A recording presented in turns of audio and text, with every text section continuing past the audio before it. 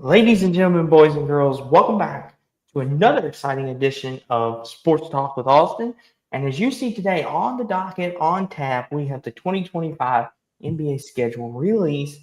I know college football is coming back around, the NFL, and a lot of people are getting into that. But for those folks that are college basketball or NBA fans, they care about the schedule releases, which obviously I do, and my special guest over here, which I will introduce in just a very second. We care about it, as you could tell, because we are here to bring you the insightfulness of it. Um, but with that being said, though, let me introduce you to my special guest, who's going to help me break this schedule down, and let's talk about it. He is the host of Rutgers at the Voice, co-host. My bad, Adam. Co-host of Rutgers at the Voice of College Football, and the founder and owner of NBA Trade News and Rumors, or Rumors and I get it right eventually. Rumors and Trades and Rumors News. and news. Yes, I had it right. Okay, I had it right.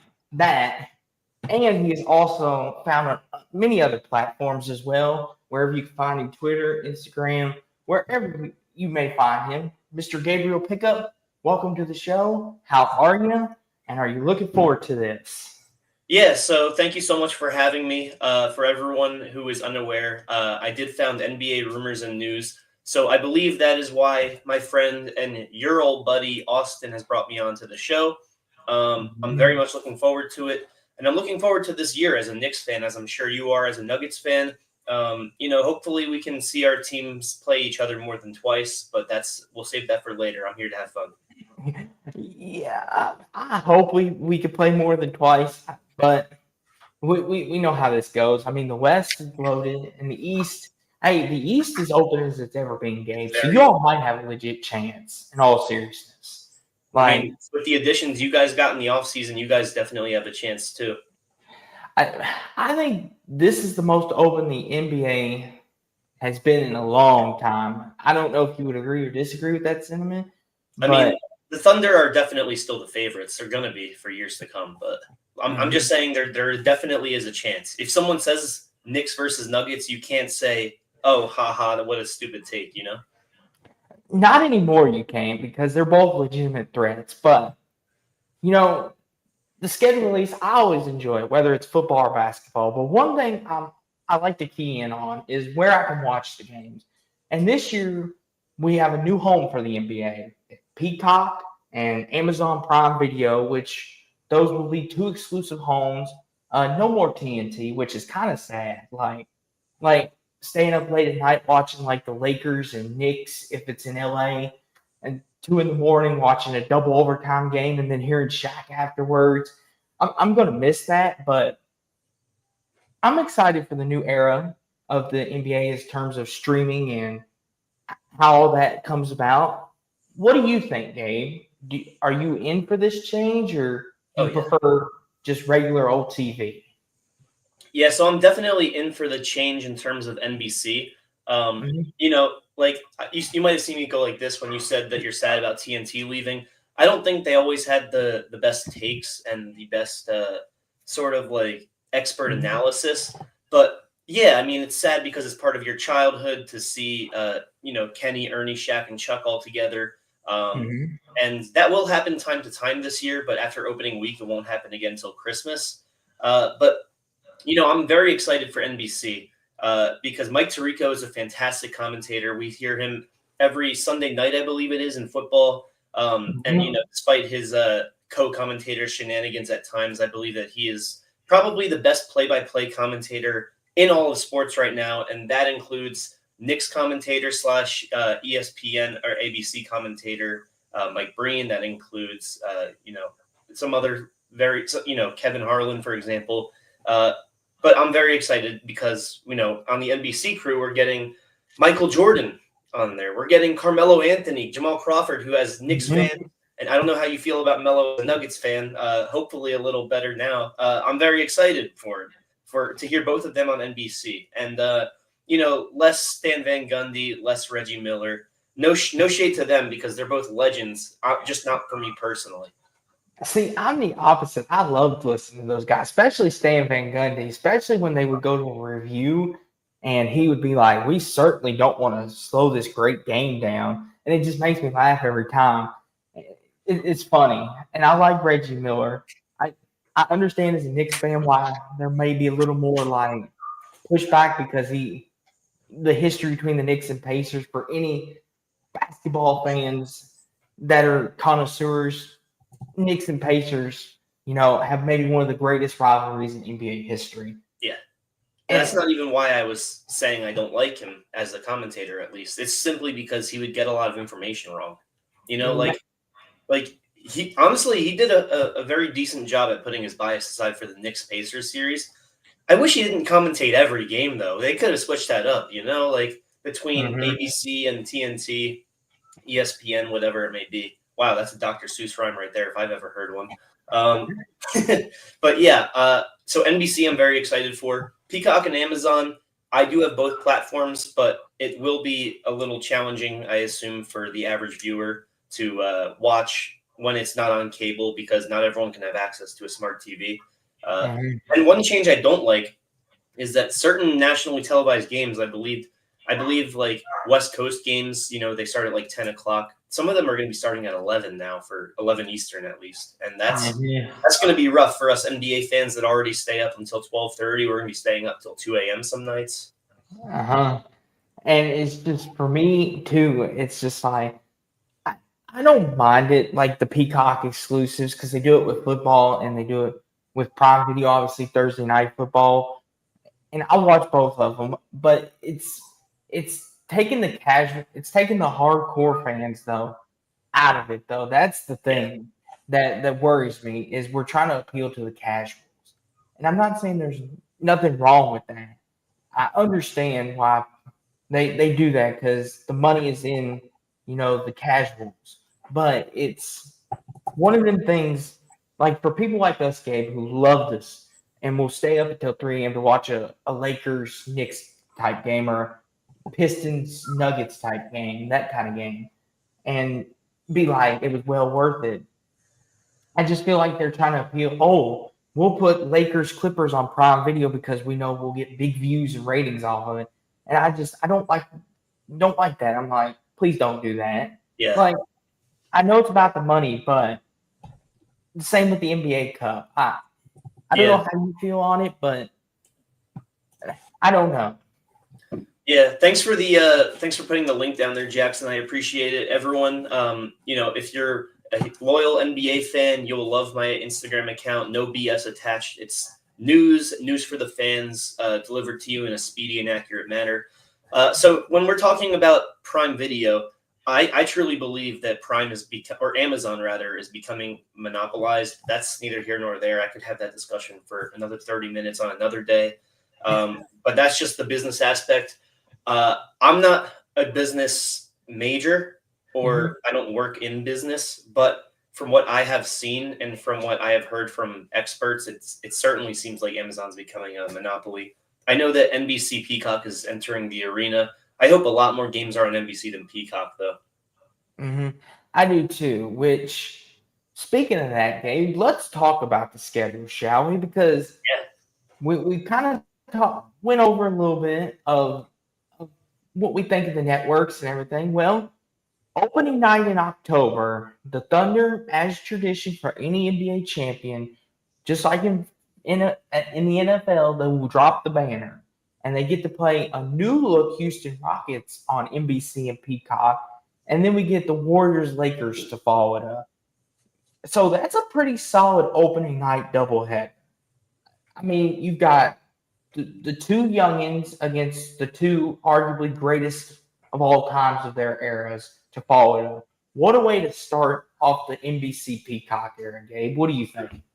yeah, it's a hell of a start. Rockets, Thunder. Like I said with the Nuggets, you can argue the Nuggets are the best in the West. You can argue either of those teams are also the best in the West. So that is going to be a fantastic matchup. And a lot of the casual fans will say the game afterneath is also two of the best in the West. Um, the Lakers, I would say, have more of a chance than the Warriors because of age. Uh Um, huh. and I don't know how long the Warriors' big three is going to last, but certainly two games that are worth watching. And look at that. It's a 10 p.m. game, not an 11 p.m. game. So my body will thank me because I'm entering the ripe old age of 26 in a few months. And I don't know if my body can handle it anymore. At least that's what I've heard out of Gen Alpha, man, that I'm an unk now. So, I'll certainly take it.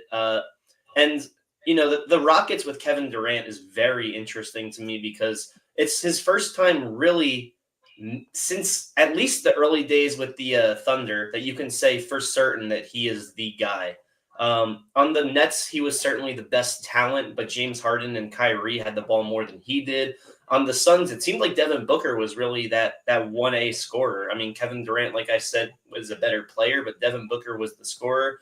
On the Warriors, even if you're a two-time Finals MVP, you can't take away from Steph Curry's legacy and how much the fans embrace him. So on the Rockets, Şengün is a star. I mean, he is Jokic Jr. like in a nutshell. But Kevin Durant's the guy again, and it's been so long since we've seen that. Can he keep it up at 37 years old? Who knows? That's another storyline that's going to be overlooked also, is the fact that Kevin Durant is once again returning to Oklahoma City, and this time for opening night. I'm excited about that game. Well, and the thing too, what I find interesting is another storyline that may get talked about, but it actually has been talked about. Does Houston believe they can win a title now? Because they had a nice young core, Gabe. They had one of the best young rosters, I think, in the league. That you can make an argument. I believe they were projected to finish 8th, 9th last year, and they ended up finishing second. They were way ahead of pace.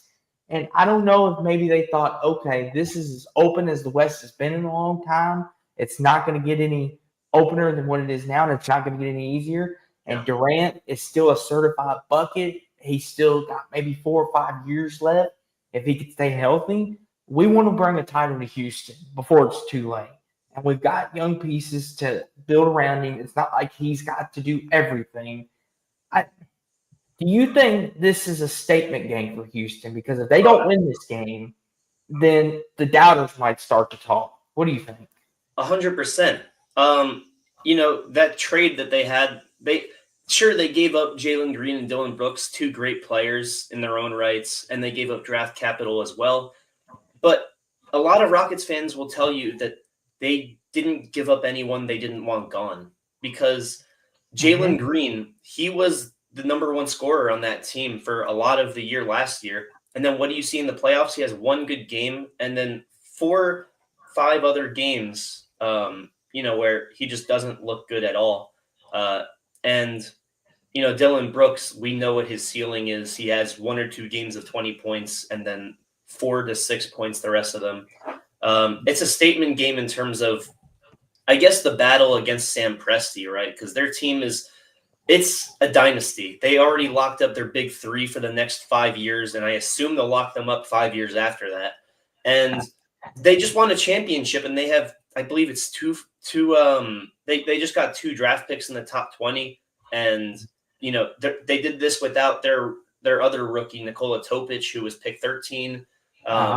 And so it's really confusing to see a team be this good, be this young, and this prepared for the future. If you're the Rockets, that's the only way to slow down that talk is to have a statement game away with Kevin Durant being the enemy. And by the way, Caden, I appreciate that you're not old comment. I just saw that. It's going to be a hell of a game, regardless who wins. I think it'll be close no matter what. And, that's just the tip of the iceberg. Like, Lakers Warriors, talk about that for just a second. Steph and LeBron going at it one more time, and Jimmy and Luka both in year 2 with their new teams. Golden State they didn't make any moves this offseason. So very surprising. Yeah, and I know they're going to have Kuminga back. Who knows if they'll have Kuminga back? Yeah, that's the thing. And what it says to me is, are they satisfied? I know Steph Curry deep down still wants to win a championship. I know he does. Like any competitor does. Yeah. Even though he's got the 4, he's got the Finals MVP. His legacy, if he retires today, might be one of the 10 greatest players to ever live. You can make a very compelling case for that. But I think deep down he wants that fifth ring. He wants another Finals MVP just to keep adding to that legacy to lead. No doubt you're going to put me, when we talk about Mount Rushmore, when you talk about your Jordan, your LeBron, you're going to put me there, and I'm going to force you to do it. And make no mistake, like you said, Jordan and LeBron, specifically LeBron. Curry and LeBron are friends. They have banter about golf. They have banter about their finals matchups. But make no mistake, Curry wants another ring so that he can have one more than LeBron. That is probably the number one driving factor for him at his age with the team that he has. Mm-hmm. Exactly. And here's the thing with LeBron. And hey, Luka comes to LA. How much longer does LeBron got, Gabe? I mean, this is a game, when you want to talk about statement games, this is really going to set the tone, I think, for what happens for both these teams. I know it's only game one of 82, but in many ways, this could be considered the biggest game, because both these teams, both their legendary players want to win now. They still have the desire to win, and they still want to play at the highest level. So I'm looking forward to it. I mean, it's interesting because LeBron, you would assume, won't retire without a farewell tour, and he hasn't announced it yet, which is a great sign for those like me who he was the first game I watched in 2012. The first game I watched was LeBron and the Miami Heat actually losing against the Bulls to snap that 27-game win streak. That was the first NBA game I ever watched. So those of us who want to see him play until he's 50, at least he'll play hopefully until he's 42, 43. But with that being said, we saw the Luka Doncic trade. If LeBron retires without a farewell tour at the end of the year, that's the degree of shock that I will be in. So I'm hopeful for that. And Luka's really entering that territory of best player of all time without an MVP or a ring. He's up there. He might be the best player of all time without either of those. That's a good point. But Wednesday, ESPN's first doubleheader, as you see, the full schedule begins. But Cavs at Knicks, the first game on ESPN of this brand new era, which will still be, Mike Breen and Lisa Salters and all the casting crew that we once knew before. But now you add all these other networks to it. How do you feel, Gabe? You get the first ESPN game of this new era, and against a Cleveland team who many people have already picked to win the East. Yeah, I'm just really happy that they leaned towards choosing us over the Nets at Charlotte, because I'm sure it was close. Lord have mercy. I'm very happy because, look, we're going to be playing the Cavs for the first ESPN game in this new era of streaming. And then we're also playing the Cavs on Christmas. I believe that's also on ESPN.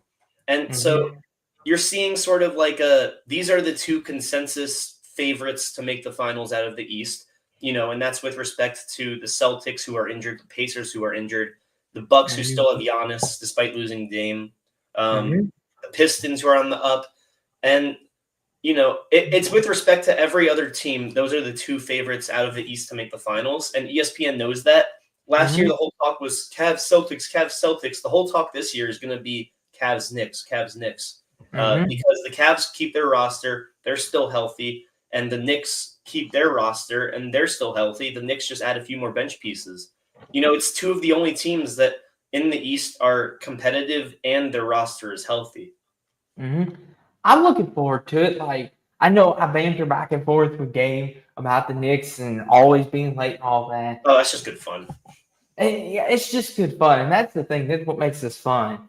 I mean, here's the thing. In all seriousness, though, I do believe the Knicks have a legit chance. Like, all kidding aside and all joking with it, I do think the Knicks can win the East. They're one of the favorites, like he mentioned. But Cleveland may have the best roster in the East, hands down. The Knicks have the best bookmaker odds to make it out of the East. And that's another point. So this is a rare treat if you think about it, Gabe. The two favorites to make it out of the conference is playing their first game of the year against one another, which is kind of cool because normally they give you the Nets or the Hornets give you a warm-up game to kind of get your feel. We're jumping right back into it, Gabe. They're like, okay, we're going to give the two favorites and we're going to put it on national television. Yeah, I'm competition. I'm almost certain that I have not been alive while the Knicks were the favorites to make it out of the East. I mean, sure, if you want to play it by week, we were favored over the Pacers last year, but in terms of like a year-to-year basis, yeah, I don't think I ever have been alive for us to be the favorites to make it out of the East. Hmm. And we go down the schedule here. You got the Nets and Hornets. You got the Game of the day. yeah, game of the day. Yeah, everyone's gonna be watching that. Sixers, Celtics. If Philly could get their stuff together, maybe they could make it out of the East. Because with Maxey and Bede and George, if they could get healthy, they've got a pretty good roster. What's Boston up to? Yeah. Clippers, And the Jazz. Sixers, I didn't even mention them when I was talking about my teams. If the Sixers are healthy, they're one of the best teams in the East too. But it's just tough to say when Paul George and Embiid are on the same team that they'll be healthy. But who knows if they somehow are? They're up there with the Knicks and the Cavs. Now this here, San Antonio at Dallas, 9:30, the second of the national television games. Cooper Flag against Victor Wembanyama, as we like And to call it. the fact that Anthony Davis is going to be overshadowed and Klay Thompson is going to be overshadowed, De'Aaron Fox, if he's back healthy, is going to be overshadowed. Uh-huh. This is a money-making matchup. On paper, you've got the two brightest superstars of this league in Victor and Cooper Flag. But you just mentioned, Gabe, that's what the headline reads. But you've got Anthony Davis, you've got De'Aaron Fox, you've got Klay Thompson, you've got Kelvin Johnson, you've got Vessel, Devin Vassell. I mean, not Vessel, Devin Vassell. You've got a lot of young pieces. Don't forget Dylan Harper, too. Yes, Dylan Harper. You've got a lot of great pieces to this game. You got Derek Lively, Daniel Gafford. This is, if you are a basketball connoisseur, I advise you to watch this. Not for Cooper Flag or Victor. Watch it for the teams themselves. This is basketball royalty. Go ahead. Look, Nico Harrison messed up terribly by trading Luka Doncic, but that team that he has right now, man, that is a good team. Yes. And I could see the Mavericks winning the West. And I'm being dead serious. Yeah. If Davis stays healthy and Klay returns to his form and Cooper Flag's all we think he can be, Gabe, I'm not here to spread slander or libel, but a little fishy that they landed that number one pick. And Adam Silver did say that he credits the Mavs for not tanking. You know what else has me curious is this is probably going to be like the two better teams. At least two of them are better than the one below that I'm arguing about. But Damian Lillard playing his first game back in Portland, and then it's primetime Anthony Edwards, who people are calling the face of the league. I'm surprised that they chose San Antonio, Dallas over Minnesota, Portland. I think the Cooper Flag effect. If I'm being real with you, Gabe, the Cooper Flag effect. But don't you think? I mean, it's close, right? I think it's closer than what the media will give you.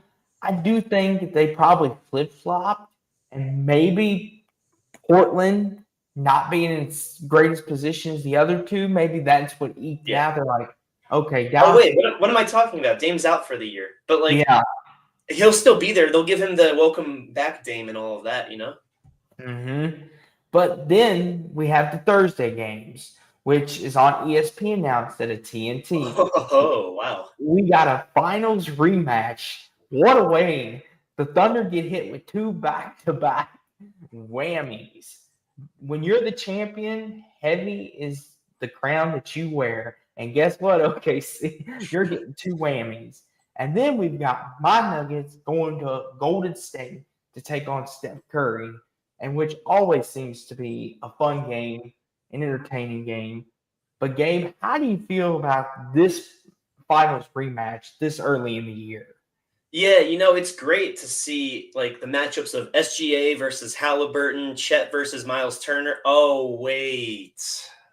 It's not quite the same team, is it, in Indiana? Ooh. Tyrese, get better, bro. But look, the Pacers aren't going to be relevant this year, in my opinion. They have a lot of great pieces, but guess what those pieces need? They need a top dog and a rim protector. Indiana doesn't have either of those this year. There's going to be a lot of Pascal isolation. There's going to be a lot of Nemhard shots that are forced up. There's going to be a lot of moments where Neesmith looks like Celtics Neesmith. And I mean, Obi Toppin, how good of a playoffs run he had, we're going to see why he's their 8th or 9th guy. And that's just my prediction is that it's going to be a good game from a storytelling standpoint, but the Pacers are a playing team this year. Wow. You heard it here first. Gabe is putting the hammer down. The Pacers are a play-in team. Yeah. But I will say this. I'm looking forward to it. I mean, the Pacers still have some really good players. TJ McConnell, he's always fun to watch. Oh, the face of the NBA for 15 minutes last year. That's right. Yeah. And honestly, it might be a better game than we think too, Gabe, because that Indiana fan base, as you know, well, watching the Knicks series, they love the Pacers. They'll show up. And I think it could be a better game than we all think. On paper, it may be like, oh, this is OKC all the way. But we could be watching this, and it's like a 2-point game with 5 minutes to go in the fourth quarter. And everyone's like, where'd this come from? I could see that happening. No, it's true. But, I mean, like I said, they have pieces, but the pieces need a ball handler that is a star to be a good team. Mm-hmm. And trust me, as a Knicks fan, I know that all too well. We went 20 years without an all-star point guard before we got Jalen Brunson. So now, I know Nuggets, it all too well.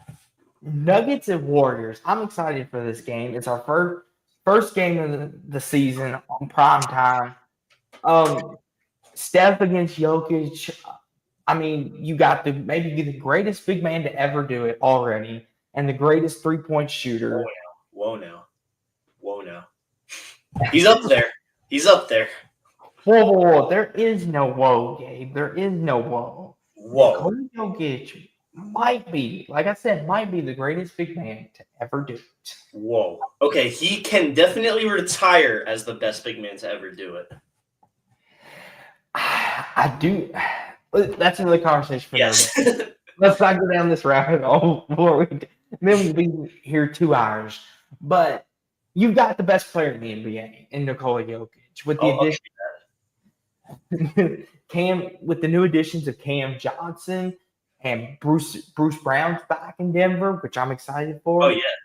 And you've got Aaron Gordon. You've got Jamal Murray. How's he going to be? Is he going to be a little more healthier? You got Christian Brown, who made a breakout performance in 2024. I think the Nuggets on paper got better, and they were able to still keep their core. Valanciunas off the bench. Yes, and we finally have a center for Jokic as well. He's got to be committed, though. He can't be thinking in his head, oh, man, those Greek pizzas. Oh, I don't know. I think I want to go there. Yeah, like we finally have a backup center for Jokic. Like we were talking about at the beginning before we came on air. Logistically, the Nuggets and Knicks, both of our teams, could logistically be playing in June. Like most years, you would say, haha, that's a good joke. I could see one or the other, but I can't see both of you. Yeah. I could see this happening. I really could. And of course, we talk about Golden State. I mean, this is a fun game as always. I mean, last year when we played Golden State, it was a battle till the end. I always enjoyed playing Golden State. It's one of my favorite games of the year to play. Yeah. But then, here we go, Gabe. The first NBA Friday, it's no longer on ESPN anymore, but it's on Prime Video. And what a better tone setter. Celtics, Knicks, a playoff rematch exclusively on Prime Video and streaming wherever you get Prime Video at. What do you think about that, Gabe? Not only do you get the first national ESPN game of this new era, but Prime Video as well. What do you think about that? I'm really, really excited because we're at home, and it's going to be our second game where we're nationally televised, which, by the way, we're tied with two other teams. I want to say the Lakers and Thunder maybe for nationally televised games with 34 this year. I'm just excited because the Celtics are too depleted this year to do anything special. I mean, that's how it is. And they did it to themselves. Their team last year without Tatum, if they brought the same team over, Sure, they had to get past the second apron, and I get it. But that team could have still been something. They could have been a 3 seed, a 4 seed. This year, they're like a 6 seed, a 7 seed. I had to refrain from saying 6, 7 seed because everyone on the internet would be like 6, 7, because that's like some sort of joke to them. I'm excited because I think this is the first year in a long time where the Knicks have a better squad, like certainly, than the Celtics. And the thing with the Celtics too, which they made some big moves, Gabe. I mean, they traded away Drew Holiday. They're freeing up this cap space. And I feel like the Celtics, they had a roster built where they could go on a run and win 2 or 3 titles, kind of like the Thunder. Yeah. But JT's injury, which get better. I mean, I know some Knicks fans were celebrating it and everything. We don't claim that. We don't claim that. Yeah, I those Knicks fans that do that game, I know you speak for the majority of the fan base. Those fans that do that, they're just sick. Yeah. They got nothing. What I do have a problem with though, the Celtics fans that are using that as the excuse for why they lost. We were up 3-1, buddy. Yeah, that's what I always tell people though. Like, well, if Jason Tatum doesn't get hurt, this is different. And I'm like, it was 3-1. Yeah. I'm not saying that made a huge difference, but it's like 3-1's kind of. It's not impossible. But we beat them by 38 in Game 6. Like if Tatum's healthy, maybe we only beat them by 20 or 15. Yeah, and it's just like the anyway, Knicks were the better. I digress because we're talking about his injury, not last year. And it's just like the Knicks were the better team. I understand it's hard to get over, but they were the better team. Let it go. Let it go. Yes. But the Celtics game, they went backwards. They when you're driving and you're just cruising, they get the break and went beep, beep. That's what they did. They're like, we're backing up. We missed the gas station. Yeah. I think the Jason Tatum injury, I think that what might have done it. Because they might have been like, you know what? I won't say throw the year away, but let's get rid of this money. Since JT's got to be healthy, let's rebuild. It's the Tatum injury mixed with the Jaylen Brown contract. And then you have the other ridiculous contracts, the Drew Holiday one, the Kristaps Porzingis one. They basically did what the Thunder did last year, but with players 5, 6 years older, in Drew Holiday's case, 10 years older. And, when you look at it position-wise, Xavier Tillman, who was their third string center last year, he's now their likely starter. And it's between him and Chris Boucher. And, Derek White, he's going to have to be, unless you want to say Simons, Derek White is probably their second option this year. Derek White is an assassin of a shooter, but that's because he was mostly catch and shoot. This year, he's going to have to do a lot more of the Kyrie package handles, between the legs, step back like Curry, hit a 3, And Simons is a great player. Maybe as a player, he's better than Drew Holiday currently, but is he a good fit on a winning team? Drew Holiday's proven that twice, plenty more times too. Every year, but a couple of years on the Pelicans, he's been a winner. And it's interesting. I'm looking forward to Celtics. It's a classic rivalry too. Knicks and Celtics fans don't like each other. It's no shock. So I'm looking forward to it. But then the 10 o'clock game, which we're not in the 11 o'clock territory yet, we'll get to that in just a minute. T-Wolves Lakers, a rematch of round 1. And to anybody that would listen to me last year, I said this is a bad matchup for I remember. For the Lakers. They have no center. Rudy Gobert is going to abuse them on the glass. And people thought I was nuts. And what happened? Wolves took it in 5, like I thought they would. And now that they've got DeAndre Ayton, I don't know. Be honest with me, Gabe. Is DeAndre Ayton really that much of an upgrade from what they had? Yes, but defensively, he's not great. He's just big. I still think the Lakers, they're still... You know what he is? He is a scorer in the low post, which after trading Anthony Davis, they did not have. That is the plus. You know what the difference is? If this series was played again this year, Rudy Gobert would have to actually work.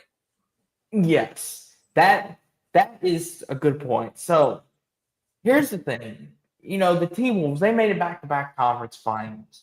They were able to re-sign Julius Randle, the former Knick, and Nasri. They were able to keep their roster intact. They lost Nikhil, but they got Terrence Shannon waiting in the wings on the bench that he drafted out of Illinois.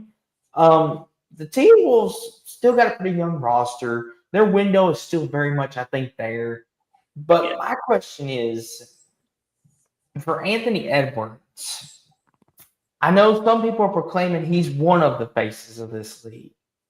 But if the T-Wolves go 3 straight conference finals and lose again, Game, do you think they need to change their roster? Well, at that point, they would just be the Colin Kaepernick 49ers, right?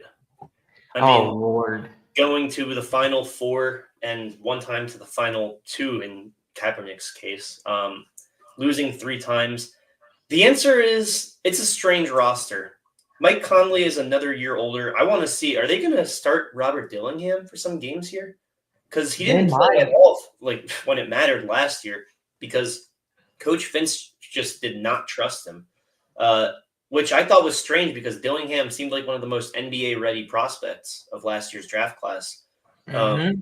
So it's going to be interesting from that dynamic, but it's just a weird fit. I don't know. I can't explain it because 2 years in a row now, they've done enough to make the playoffs and then exceed expectations in the playoffs. And Anthony, legend killer Edwards has done his thing in the first 2 rounds, 2 years in a row. But it just feels like a case of Edwards and Randall, both stars. Edwards is a superstar, but it almost feels like there's almost not enough basketball to go around and still too much when you look at everyone else. Nobody else is a dribble scorer. Mike Conley in his prime, sure, but he is honestly he's one of the worst point guards in the league in terms of starting point guards now. McDaniels, great 3-and-D player. He can't really do that either. Naz Reid, he can shoot his ass off and he can play in the post too. He can't dribble the ball around and do what Edwards needs to do. Randall can't even really do that either. He's sort of like a low post, high post kind of guy. He can shoot the 3, but he's not going to do what Edwards does. So the answer is yes. If they do what they did last year and the year before, yes, they need to change something. And, what's interesting is, on October 27th, we've got the first Peacock exclusive games, which will be the home to all Monday night games will be the Peacock exclusive. Yeah, that's better than NBA TV, in my opinion. Which means you won't be able to turn on Channel 3, NBC, and be, okay, we're watching basketball. Now you got to fire up the Peacock app for this one. Yeah. But Cavs at Pistons at 7 p.m. on Peacock exclusive. This is a sneaky, sneaky good game. And Gabe, I want to say this right now before people get on the hype train. I think the Pistons might be a dark horse to win the East. Whew. That is certainly a take, yeah. I like what the Pistons have built with the addition of Duncan Robinson adding a shooter. You've got Cade Cunningham. You've got Beef Stew, Isaiah Stewart. You've got Duran. You've got Ivy. Ivy's coming back. He was hurt for most of last year. And they've got a head coach that preaches, JB Bickerstaff, who preaches, we are going to play defense. We are going to smack you in the face. And when it is your turn to respond, the Pistons are bringing back 80s and 90s basketball, and I love it. I'm interested to see how Ron Holland does his second year because he was the 6th overall pick, and he was like their tough guy out there, him and Beef Stew. But you don't draft just a tough guy at pick 6. You have to see him really progress his second year. So that's going to be interesting to me, especially with Ivy coming back and more of you got some more shooting out there too with Duncan Robinson, who was by all means going to re-sign with the Miami Heat, but then Pat Riley's going to Pat Riley. Which, we talk about the Knicks game. This is a marquee game for the Pistons as well, because I think the 5 teams, which we can talk about a little bit later on when we make our way to early final predictions, which will be reflect back on and see how close we got. But I think the Pistons are one of the 4 or 5 best teams in the East based off health, roster, and currently coaching staff. I think they're one of the 4 or 5 best, in my opinion. I don't It's know. certainly top half, in my opinion. I Top don't half. know. Like I would want to say there's certainly top 10, but there's too many good teams in the West for me to say that. And that's why I said top 5 in the East. I Yeah, didn't know if we want to get granular and go to the West, because the West there's like 6 or 7 deep, in my opinion. You got Denver, OKC, Houston, Minnesota. You got the Warriors, Lakers, all that. Dallas, Lakers, Clippers. Yeah, way too many. But I'm looking forward to seeing this game. Especially from the Detroit side of things. And of course, here we go. Of course. Denver at Minnesota, 9:30 p.m. Peacock exclusive. And this is the one team, every team has it. There's that one guy who has your dang number. Like the Knicks, it's Tyrese Halliburton. For us, it's Anthony Dadgum Legend Killer Edwards.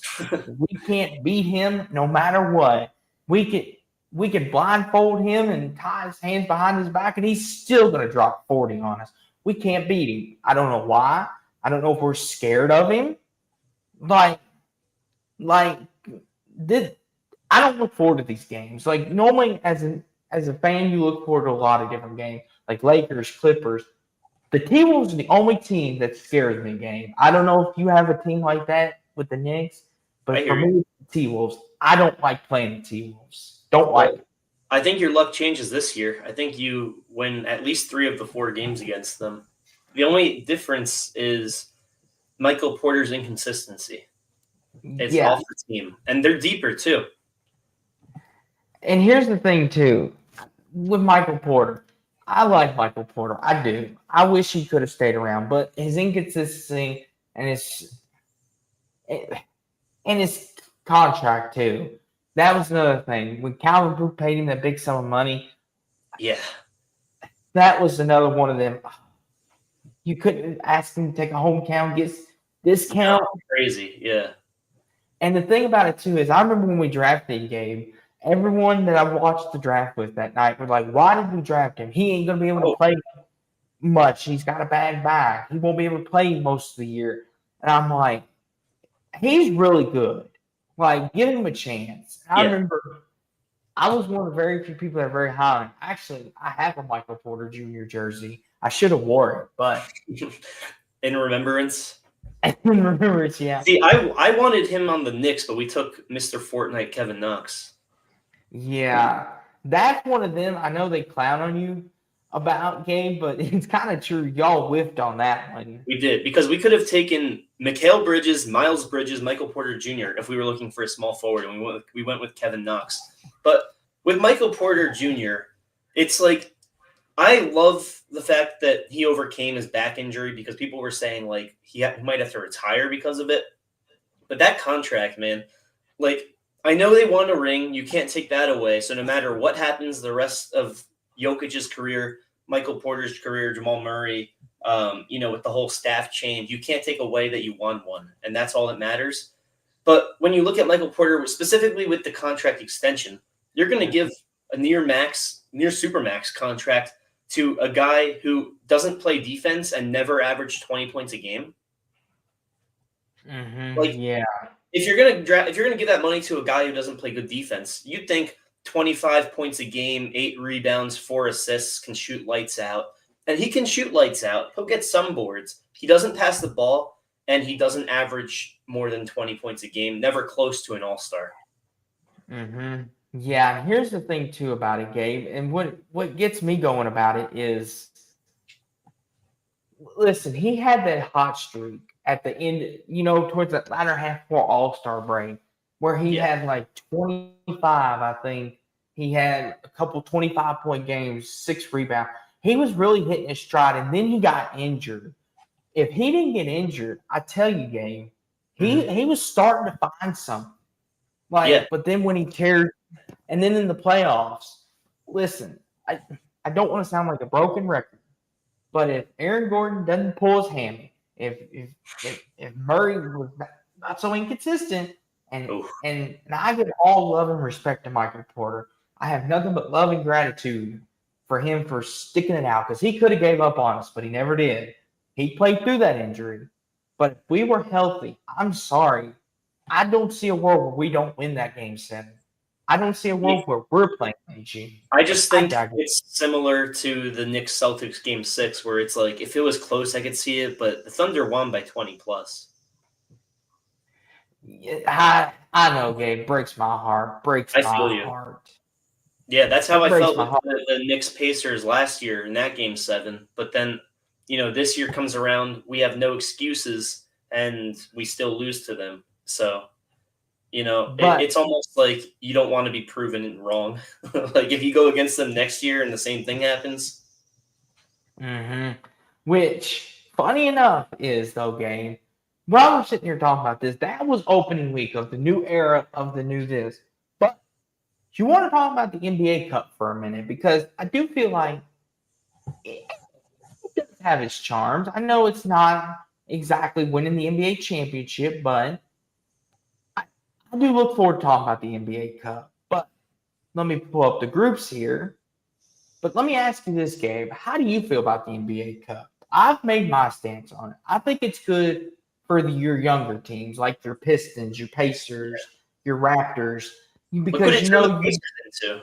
They had that one good run in the Cup 2 years ago, and then they make the ECF in the finals. So it can propel someone. But how do you feel about the Cup, Gabe? Do you like it or no? I think in the moment it feels like playoffs, like you're watching the playoffs, and that's good. But after the fact, nobody really cares. Like I really think like $500,000 each. That's a great prize. But what would be a better prize for those who really care would be a guaranteed play-in spot, a guaranteed playoff spot. It's gotta guarantee something in the ladder of the NBA season. Uh-huh. So I pulled up here the groups. Once it shows on our screen here, the NBA groups, which is a tradition. And so looking at these groups, Gabe, which group sticks out to you the most? Besides our two, which we'll talk a little Yeah, more about. I was gonna The say that was non the first thing I looked at because of how easy it looks. But those Bulls, they play the Knicks really well. Um, Mhm. the East B probably has the best dynamic of Eastern Conference teams. You know, outside of the Nets, of course. But like the Celtics, like I said, they're not going to do anything special this year. They're going to make the playoffs, though.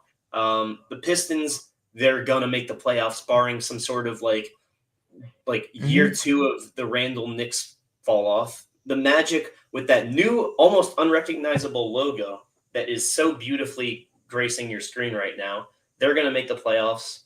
The Sixers, you know, they're it's so interesting with the Sixers because their peak is like a 2 or 3 seed, but their pit is like a 13th or 14th seed. So who the hell knows? So But that's an interesting group right there. Eastern Conference Group B. That's probably my choice for the most interesting. here's the East thing. West C. West C is very interesting too, though.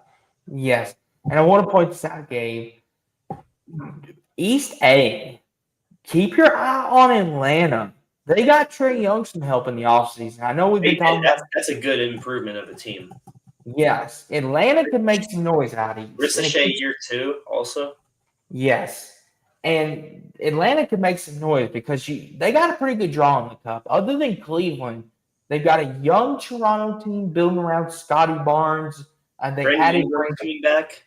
mm-hmm, added Brandon Ingram, Washington. They're just the purgatory. I'm sorry, Wizards fans.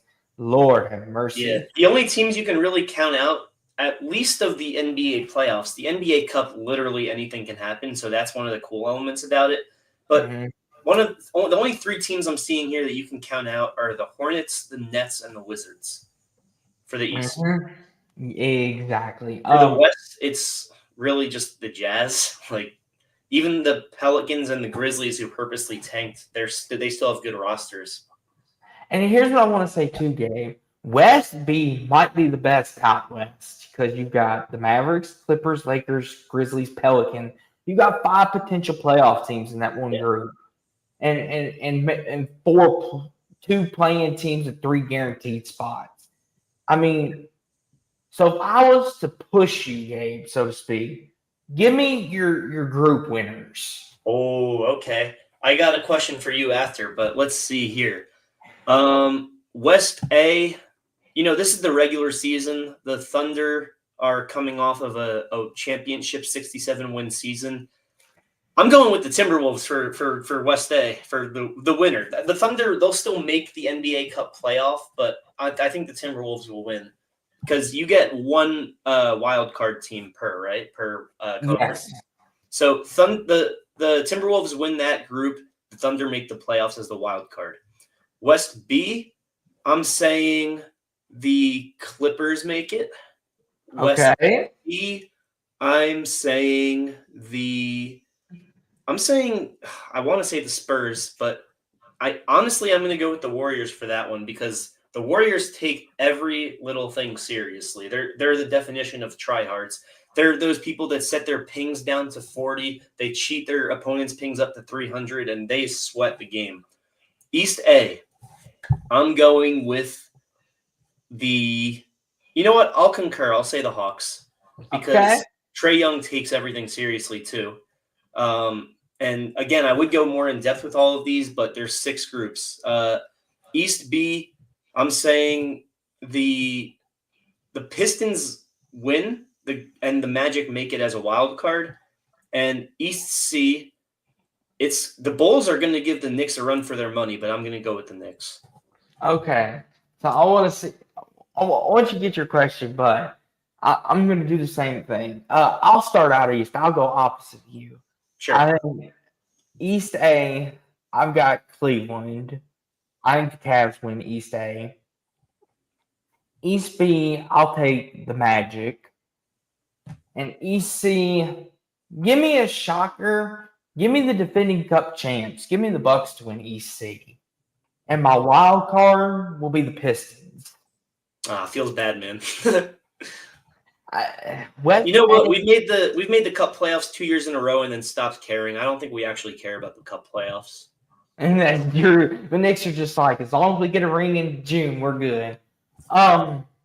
West A, you know what? Give me a shocker. Give me Minnesota. Yeah. Doesn't it feel right? It feels like something Anthony Edwards and Julius Randle would really care about. Yeah, and they'll be toting around being like, you see this? You see this? And you're like, you won the cup. The Timberwolves would be like, we'll get the ring that really matters, the one in the winter.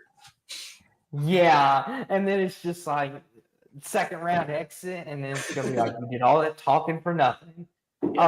West B, give me the Mavericks. Whoa, okay. I'll take the Mavs to win West B. I think I said the Clippers, right? I think I said the Clippers, right? Yes, Clippers. Okay. West C, as much as I want to go with Denver, the problem is like your Knicks game, Jokic is really just like, if I win it, great. If I don't, he's kind of more focused. He's like that in the playoffs too, and he still performs like the best player. So yeah. West C, give me Houston. I think I'd take the Rockets, and my wild card will be Memphis. Oh, by the way, how do you feel about Jokic's nonchalant attitude? I don't mind it. I mean, here's the thing. He performs like if he wasn't performing, like he was just like, I don't care. But he does care. He did show that last year. It's just it's hard to bring it out of him. You saw in that Thunder series, Gabe, how much he was animated. Like Jokic was literally screaming at everyone. Like, that's true. Get back on effing defense. I'm tired of this. Like, help me. And like him and Aaron Gordon were both like clapping, like telling the guys, come on. And Christian Brown was the only one out there trying to do anything. Everyone else was just like, oh, well, there goes the ball. Oh. and it kind of like with the Knicks when Tom Thibodeau bit into Cat that one game. He wasn't the only one. OG was biting into Cat too. Pretty sure Mikhail was. He was in his face. I was like, whoa. Cat was. I mean, honestly, they were saying what I was feeling all year with Cat. I'm already grateful for Cat's Knicks legacy, and I hope he stays here for a long time. But all year I was calling out his bad defense, his dropping back off the switching screens, no matter who was Uh-huh. above him. When there's a pick and pop, he would double team the pick, or he would double team the ball handler every time. Letting Sandro Mamukelashvili drop 34 points on a perfect 9 of 9 shooting or whatever it was, 7 of 7 from 3 in 16 minutes. Outrageous. My other question for you is, which of these groups do you think is the easiest for you to predict? Probably Group B, because Group East C or East B for me. The West, there's too many teams that could flip on you. Like we could think the thing with the West is there's too many teams that flip on you. East, year to year. I think it's either East B or East C, because you got Milwaukee and New York, and then you kind of got your hodgepodge of play-in, Chicago, Miami, tryhards. For me, now, what I will say is, though, Gabe, the cup is fun, but you want to know what's fun? And this is a tradition I've always loved. Christmas. Basketball is Christmas Day. I'm sorry, NFL. You can't have Christmas. This is NBA Day. Even if they kill us in viewership. Here's the thing. I'm one of them guys, Gabe. I don't watch the NFL on Christmas. Like, I'll watch it because the Cowboys are on this year, but I'm an NBA guy. I grew up this way. I'm sure you probably grew up that way. My mom would always let me open one present, and then I would turn on the noon game. And a lot of times it would be the Knicks because, no offense, Gabe. We're always the first usually. We're usually the first game of the day.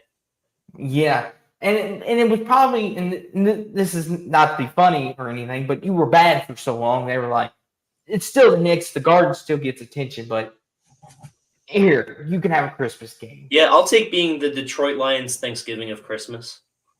There we go. But speaking of Christmas, let's pull up this Christmas schedule and talk about it.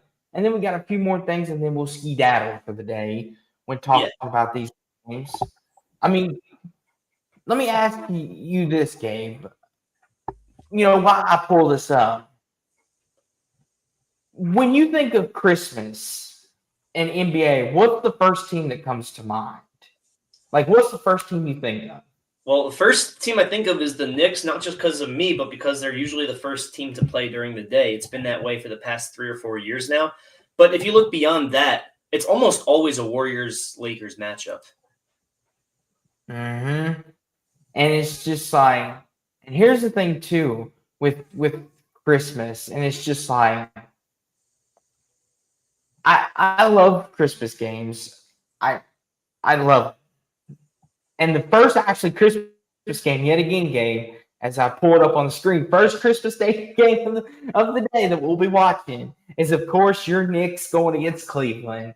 Yep. Perfect segue. That's our second. It's crazy. Both Knicks home games against the Cavs are opening day and Christmas. Yeah. How do you feel about this, Gabe? Opening up Christmas, because it's a big day for a lot of fans. It's their time with family. How do you feel about this? Do you like it, or do you prefer later game? I'm excited because no matter what, the product is always good when it comes to the Knicks on Christmas. Last year, Wemby had 40 points, 20 rebounds, and Mikal Bridges had something like 42 points. And the year prior, or no, I'm confusing the year prior with something else. I remember Jalen Brunson dropping like 60 points in a loss, and Wemby having like a 40 and 20 game. But I don't think that was the year prior. But the Knicks on Christmas always, they never disappoint. So I'm excited no matter what. And the Cavaliers are regular season sweats. They always play the regular season so effing well. And Donovan Mitchell coming back to New York where he grew up, and Mobley versus Towns, that's an underrated matchup too, because I was just reading the ESPN thing there.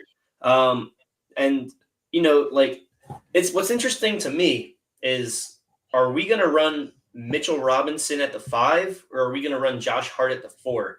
Because if we run Josh Hart at the 4, who the hell is guarding Jared Allen? So I really hope that we play Mitch at the 5. And if not Mitch at the 5, I hope we play Yabusele at the 4 because that's added beef, added height. Josh Hart is fantastic, but we can't be running him 40-plus minutes every game this year. And that's part of the reason we got rid of Tibbs is to see more spreading of the action. You know what's going to be interesting to me, too? Jordan Clarkson, who is coming to the Knicks this year. The Cavs are the only team that didn't really give him a shot that he played for. Is he going to take that personally? And he's also going up against Donovan Mitchell, who I believe was on the team with him right before he got traded to the Cavs. That's going to be another interesting thing is when Clarkson is on the floor, is he going to take that matchup personally? And that just kicks off the day. We were talking about how this could be a potential Eastern Conference Finals preview. And like you said, the Cavs have played so well in the regular season against the Knicks team who will be a 4 or 5 seed. That's the other thing. The Cavs last year, they swept us, convincingly swept us. Yes. Now this here, 2:30 Eastern, San Antonio, Oklahoma, the defending champs against Victor Wembanyama, Dylan Harper, De'Aaron Fox, and he's back now. This is a nice Christmas game. Like, if you're not a big guy and you don't like the Cavs or the Knicks, and you're like, I'm really tired of the big market New York. I want to see smaller teams. I want to see some more history. This would be your game. You got bright stars on national television, ABC, the whole world watching. This is one of the more ones I'm excited to watch. What about you, Gabe? Yeah, it's the two teams in the West that were consistently the best in the early 2010s, and so you're sort of bringing back that dynamic. And then, there were some fans that were saying Chet Holmgren better than Wemby. I didn't think long-term that would be the answer. I just thought his rookie year, it was closer than people were giving credit to. But how are the Thunder, who have an answer for everything defensively, going to slow down Wemby? That's what I'm most looking forward to.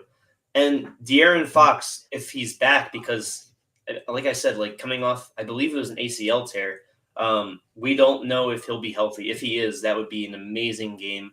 And I'm also interested to see what the Spurs starting 5 is going to be. Are they going to run Fox, Castle, and Harper at the same time? That's very small.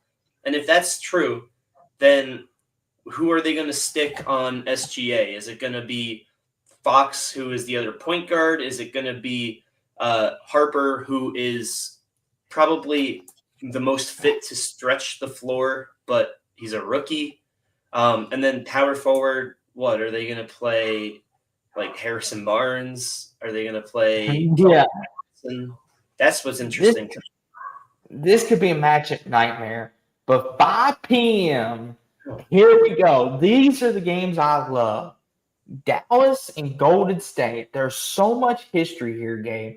And I'm a kind of guy, if you can invest me in a game based off your story and history, Clay going back to the Bay on Christmas, the house that he helped build with Steph Curry, now looking across at one another as the enemy, no longer the brothers that they were.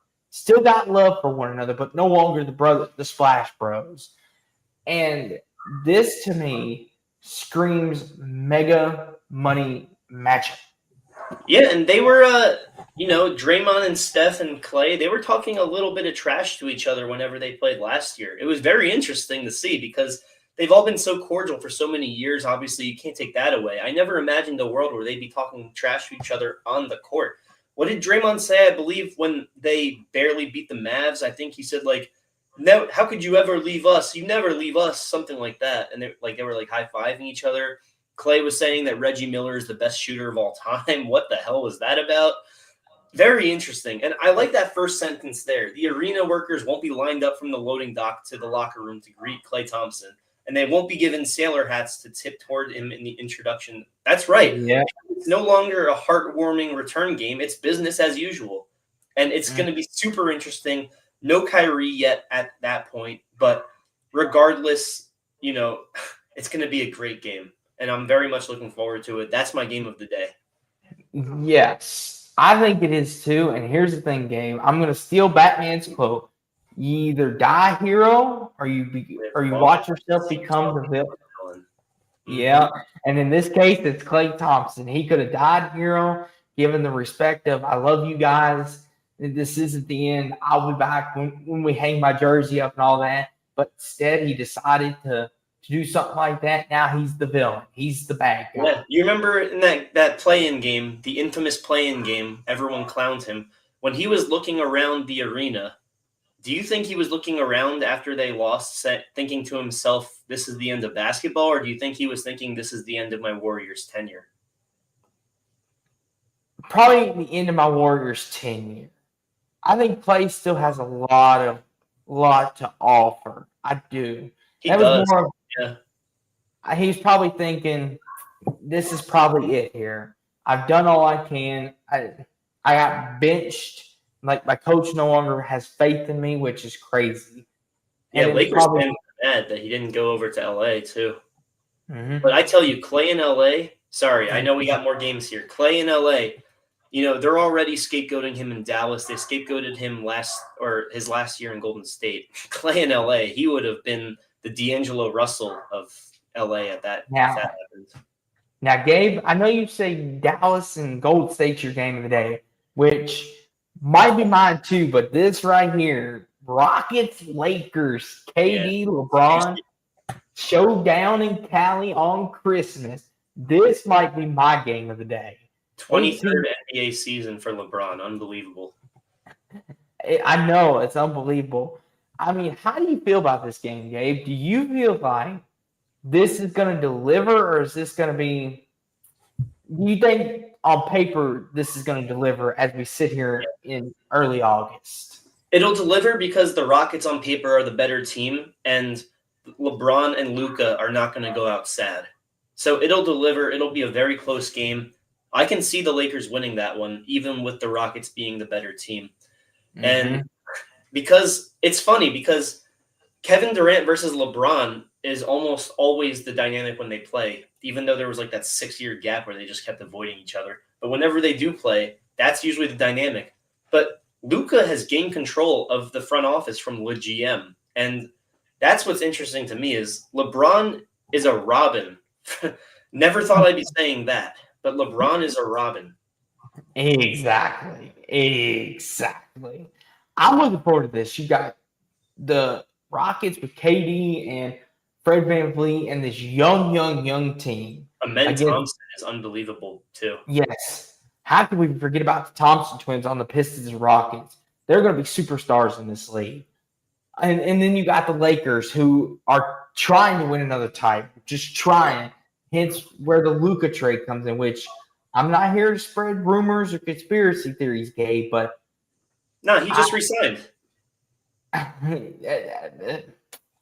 It smells fishy, and it's not just. I thought you meant he was going to get traded again. I was going to say. No, Gabe. No. I know what you're talking about now. Yeah. I'm not here to start that, but it's awful fishy. And see, listen, if I'm going to go on a rant, why do you want to ruin my Christmas, Adam Silver? Why? Could you have not given us the Suns or the Warriors or the Thunder? Give us somebody, at least if we lose to them. Okay. Read those first two lines for me real quick. A visit from Anthony Edwards and the Timberwolves isn't a much of a Christmas gift for Nikola Jokic's Nuggets. The Timberwolves have won the past 5 games between the rivals, a streak that dates to Minnesota's historical road comeback in Game 7. I know that probably hurt, that last part. You know what, Gabe? I'm just going to ignore this. That's it for it doesn't count. Yep, we're into the night there. How do you drop a 61-point triple-double and lose? Russell Westbrook. Oh, yeah, the play or lack thereof. Listen, I love Westbrook, and not to go down a rabbit hole, but he's got to stay under control in that situation. He's still giving me a headache. Team, by the way. Isn't that crazy? Yeah. And it's just like, if he stays under control, we win that game.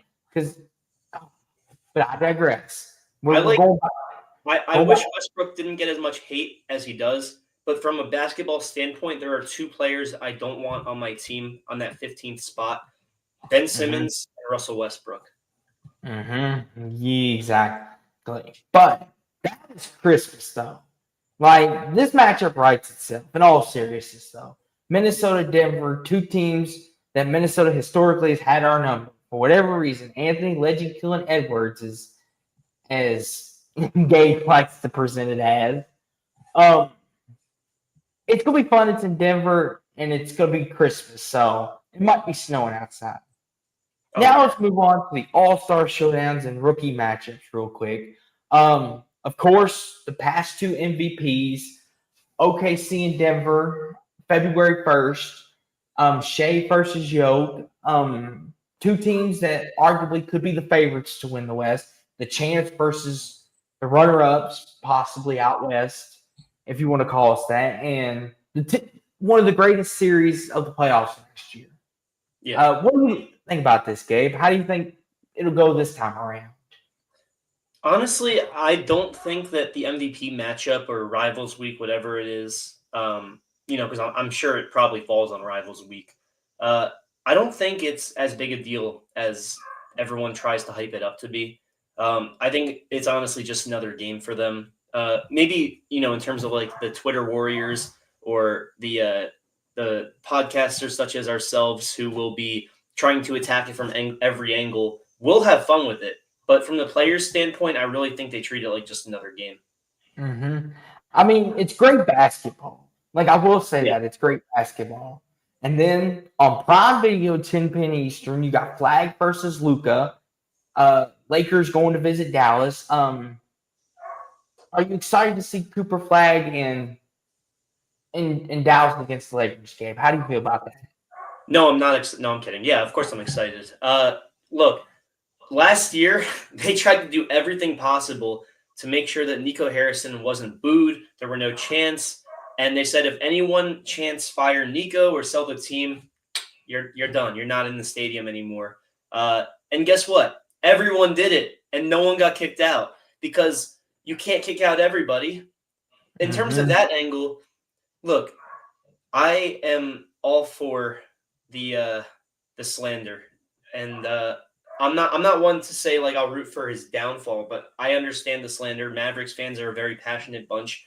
They had Dirk Nowitzki finish his career in Dallas, and they thought the same for Luka.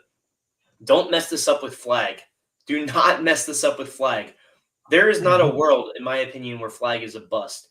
At his worst, he will be at his worst, he'll be like a Paul George on the Pacers or like a Spurs Kawhi Leonard, in my opinion.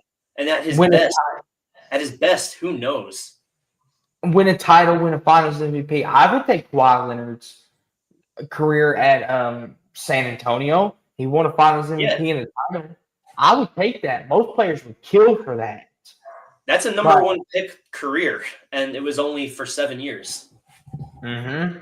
And then obviously we talked about this one game when we were previewing the opening week games. Yeah. Chet Wemby Part 3. We talked about that. It's funny that they keep on pushing the Chet versus Wemby narrative. It is. Here we go. Yeah, Rutgers! Face off. Woo! Here we go. This is Gabe's. See, Gabe's enjoying himself, but now you bring Rutgers into the conversation. He's having fun. Oh, yeah. Jazz at Spurs. That's everyone's dream Western Conference Finals matchup right there. Yes. Those are the two primetime teams. You got Ace Bailey, who desired Utah, had him at the top of their no. He did not want to go there, but he will be there and he will be happy. Ace Bailey versus Dylan Harper. They're gonna what? They're gonna dap each other up in the middle of the final possession to see who will win. Whoever's dap up smacks the hand the hardest wins the game. That's gonna be a great game. I do too. I'm kind of looking forward to this. You being a Rutgers guy, Gabe, I'm sure you watched a lot of them. They're both very talented. I'm surprised Rutgers wasn't a tournament team with both of them. Yeah, it doesn't make any sense. I don't get it. I'm disappointed in that team just because they were ranked top 5 as a team going into the year. You have 2 of the top 3 prospects going into the year. You don't make the playoffs, and then neither one really slips. I don't get it, but I digress. Mm-hmm.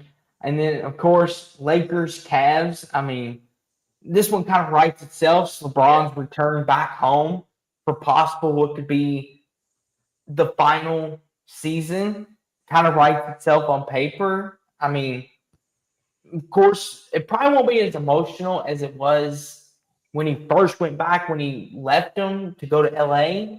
Yeah. This time around, it might be emotional for the fact this could be it. He could be like, soak it in. This is it. I mean, what do you think from that angle, Gabe? What do you think? Oh my God, I really hope he doesn't announce his farewell tour this year. And that's what it looks like they're trying to promote this as a scheduled game that they're writing about for. It looks like they're trying to say, look, this could be his last game.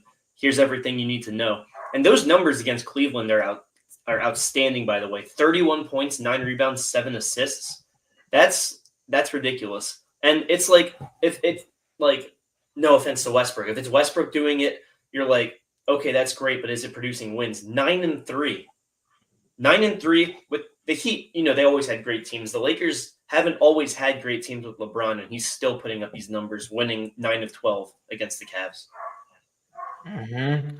I think on paper this should be a fun game regardless because you got Luka, you got Donovan Mitchell. I think the Cavs win, but it'll be a good game. Mm-hmm. And here's you got as soon as this fixes here. Spurs, Nuggets. Daggone it, darn computer. Jokic just averaged 37 against Wemby. Yes. How do you do that? You're being guarded by a 7'4" shot blocking menace. Well, there's the thing. There's things that we like to call best player in the world game. In New York, I know you've never had that, but out here in Denver, we have that. No, I don't think we have. I mean, honestly, maybe Willis Reed for a year, but that was in '71. Oh my gosh! But speaking of New York game, we'll talk about it. But before we go, I do want to talk about both of our schedules. Kind of take a look-see at the Knicks and the Thunder. Not the Knicks and the Thunder. The Knicks and the Nuggets. Are you trying to drop a subliminal right there? Was that a Freudian slip? No. No. Here we go. But let's talk about the Knicks first, and then we'll go to Denver. We won't leave the Nuggets out but since Gabe is my guest, we will talk about this. Kind of look at their schedule, kind of get where we think they could be, and then Gabe had an interesting. Let's see here. Yes. I know. Got to get to it. I know. Hold on. Oh, that's because we'll get here. Hold on. We'll get to that. But while I do this, Gabe, while we get it going, how do you think the Knicks will fare out east? Is there a top 3 seed in their future? Oh, easily. If they're not a top 2 seed, it's a disappointment. I want to say 1 seed, but the Cavs, they take the regular season very seriously. Who knows? Maybe with Mike Brown, who also did the same in Sacramento, there will be a sort of a change of pace here, and we'll be the number 1 seed. We have the talent to be the number 1 seed, and we're the favorites to come out of the East. We're the second favorite to win it all behind the OKC Thunder, and that's just because of our conference, really. We should be a top 2 seed. We got to aim for the number 1 seed, but also be reasonable in managing possible players to get injured, such as Brunson, who was out for a month last year, OG, who was out for a month and a half in the year prior. He wasn't healthy enough to last the season. Mitchell Robinson, every single year, it seems like, has injury bugs that kill most of his season, and he's a great player when healthy. And really, with the Knicks, if you want to win a title, Mitch has to be healthy. So there's sort of a balance. We need to shoot for the 1 seed, but also be reasonable in keeping players out for a game or two if they're questionable. And here's the Knicks' full schedule. We got it pulled up. So like we talked about, opening up with Cleveland, which is a big marquee. Let's see where you're at, New York. Then you got Boston on Prime Video. which I think will still be a fun game to watch. Then you got kind of like you got at Milwaukee on a Tuesday. Then you go at Chicago after that. You get Minnesota. Let's talk about that for a second game. Yeah. Minnesota, because for not many people, well, a lot of people, if you're not living under a rock, the history of this game is going to be off the chart. You've got Julius Randle, you've got Cat, you've got Ant Edwards, you've got Jalen Brunson, you've got Timberwolves and Knicks royalty all mixed in one, put together, and this makes for a marquee win. Too. Those ticket prices are insane. Mm-hmm. Look at that, like Knicks Wizards for $225 cheapest. It's in the Garden, though. You got to. I know, but it's the Wizards. I know you go for your team, but it's the Wizards. I know, Gabe. But Minnesota, though, how do you feel about this game? Are you excited about playing the T-Wolves? Yeah, of course. They can beat us, but last year we smoked them, and we did so pretty convincingly after the first quarter, at least in the first game. I'm excited for it. It'll be interesting to see how we play Anthony Edwards. Are we just going to play a zone set, maybe a 2-3 zone, where every time he gets a screen, as long as it's not Brunson, you immediately step up? Brunson's really the only guy that can get exposed defensively. And he still took a lot of charges. He was number 1 in the league in charges drawn. But he's just not that great of a defender. Everybody else on our team, and I mean everybody else in our rotation on our team, they're very solid defenders. Even Jordan Clarkson, underrated defender, scrappy. That'll be what I take away from it, is how do we defend Anthony Edwards? Julius Randle will be on a mission to get 30 points against us because that's what he tried to do the first time. But how do we play Anthony Edwards? Because that's what will matter if we were to face them down the line. Mm-hmm. And kind of going down through the schedule, you got at Dallas. That's a fun one. I mean, this little road trip right here, Gabe, is not too bad. You go to Orlando, go to Dallas, Miami, but you get Brooklyn and Charlotte kind of on the back half, kind of to lighten it up for you. Yeah. Kind of going down here. You got Desmond Bain and the Magic. Yeah. At Indiana, I'm surprised that's not a national televised game. I understand why, because of the Pacers' health, but I figured they would want to televise that. Yeah. Of course, Cleveland on Christmas. How about Atlanta after Christmas? First time seeing the Hawks is after Christmas. How do you feel about them? If we were facing them on Christmas, I'd say the Hawks win, because for whatever reason, man, the Hawks just, whenever everything is shining, the Hawks just beat us. But I think we can handle them the game after Christmas. I find it interesting. And then this 3-game stretch. Oh my God, look at that Christmas game. You see that price? 452 cheapest. Yep. People love to New Orleans. New Orleans is $42. Hey, it's the Garden on Christmas game. Yo, a lot honestly, of people. Monday, December 29th. That might be a game worth considering even for Knicks fans. $42 to go down to New Orleans. Possibly even see Zion play. Who knows if he plays or not. They have a nice young core, though. Jose Alvarado, he's from Brooklyn, I believe. That could be a game, because going down there, watching that game, getting a hotel, coming back, that's still cheaper than going to the Garden on Christmas. At Detroit in the new year on Peacock, that's only $49. $50 for Detroit? Honestly, I thought it'd be a little more. You get the Clippers at home. Here's where the real rodeo road trip begins, Gabe. How do you feel about this stretch here from at Phoenix, at Portland, at Sacramento, at Gold State? Kind of a West road trip. How do you feel about that? We need to win 3 of 4, because those are all teams that will be favored against. We need to win 3 of 4. And I only say 3 of 4 because it's away. And realistically, winning 4 games in a row is tough no matter who you are. So, the Golden State one is the one I'm most concerned about. But, the Suns, they're no slouches just because they lost KD and they lost Beal. They're no slouches. The Trailblazers should be a piece of cake. but you never know. You never know. It's in Rip City. They have one of the best home crowds in basketball, and the Kings. Zach LaVine has really turned it up a notch in Sacramento, but it's another year of DeMar DeRozan getting older. Is Sabonis going to be able to do everything if LaVine has an off night? And you never know with injuries either. But that's the only reason why I say 3 or 4 is really because it's away games. And then you all kick off the Saturday slate at Philly at 3 p.m., which is interesting. I mean, then you got the I Lakers. tell you, I went to a Sixers game last year. Ticket was as low as $20. And there, it was $250 cheapest. I don't like that. The Lakers on Sunday, which will be after football season. And then national television games, we're going at it on a Wednesday night. Nuggets and Knicks going at it in prime time. Couldn't ask for a better game. Yeah. I think you guys always beat us in Denver, and we always beat you guys in New York. Mm-hmm. I mean, last year you swept us both times. One of the rare years, yeah. But I remember after we traded Melo, it was like a 10-year stretch where we did not win in Denver.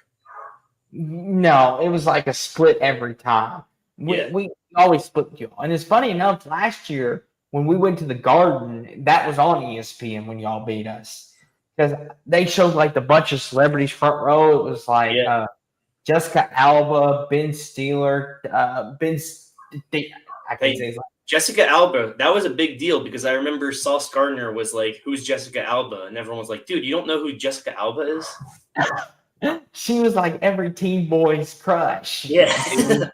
And then, of course, Timothy Chalamet, and the Garden gets full of celebrities. The Jenner sisters. Exactly. And it's just like Melo, I think, was even there watching the game, which was kind of cool. It's kind of cool. So I love how the Knicks alums show up every home game when we're good. And in the playoffs, you had Melo, J.R. Smith, Stephon Marbury, Stoudemire was there. There were a lot more. Patrick Ewing was there. Walt Frazier was there commentating. It was great. Ooh, look at this stretch, Gabe. You got us, which is the Nuggets, at Detroit, at Boston, Indiana, at Philly, Detroit, and then you got the Rockets. Ooh. We're going to find out a lot about your Knicks game. Let's see. I'm saying games that we need to win. We need to win in Detroit. We need to win against the Pacers. We need to win in Philly. And we honestly need to win in Detroit, win versus Detroit again. We don't play Detroit that well in the regular season. The Rockets can beat us, understandably. The Nuggets can beat us, understandably. And the Celtics at home, even without Tatum and the downgraded roster, I don't expect to sweep them this year. We're going to lose a game against them at least. So we need to go 4-3 minimum. I would shoot for the 5-2. Yeah, because this seems like your roughest stretch. Oh Lord! Oh, and the Bulls, we never play the Bulls well. And the Cavs, the Bucks and the Spurs. Oh my gosh! Skip a game, go to the Thunder, and then in Denver. So February to early March is going to be rough. My birthday, March 8th. I know we play. I forget who. So could you scroll down another little tick there? March 8th in LA. Ah! Look at this game. This stretch here, after Toronto, you got the Thunder, the Nuggets, the Clippers. Oh my gosh! Not good. But you know what? We're the second favorite to win damn NBA Finals, so we can handle this. Ooh, this is a nice little 4 or 5 game stretch. Thunder, Rockets, Bulls, Hawks, Celtics, and a sneaky Toronto team game.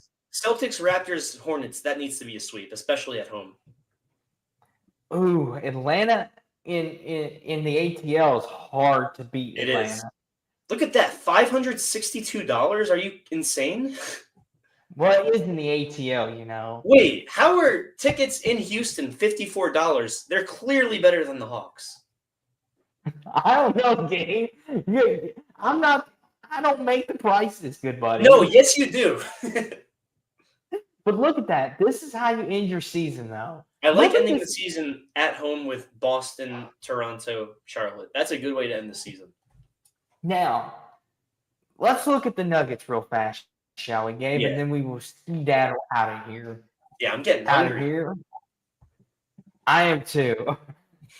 But let's look at the Nuggets, and then we'll give out some superlatives and give our way too early finals prediction, and then we will skedaddle. So here we go. Let's look at my Nuggets, shall we? Let's look at Denver.